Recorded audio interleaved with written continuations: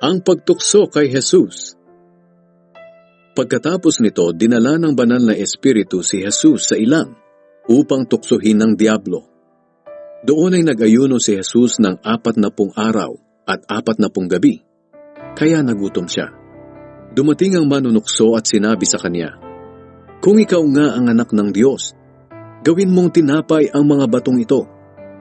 Pero sumagot si Jesus, "Sinasabi sa kasulatan, hindi lang sa pagkain nabubuhay ang tao, kundi sa bawat salita ng Diyos." Dinala naman siya ng diablo sa Jerusalem, ang banal na lungsod, doon sa pinakamataas na bahagi ng templo. At sinabi niya kay Jesus, "Kung ikaw nga ang anak ng Diyos, tumalon ka.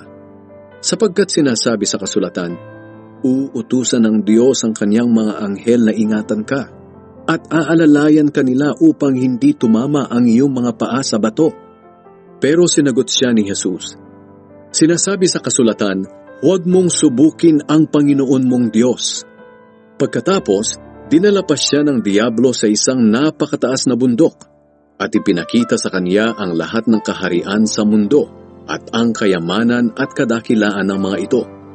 At sinabi ng diablo kay Jesus, "Ang lahat ng iyan ay ibibigay ko sa iyo, kung luluhod ka at sasamba sa akin."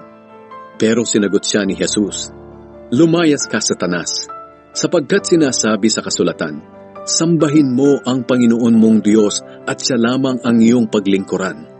Pagkatapos nito, iniwan na siya ng diablo. Dumating naman ang mga anghel ng Diyos at naglingkod sa kanya.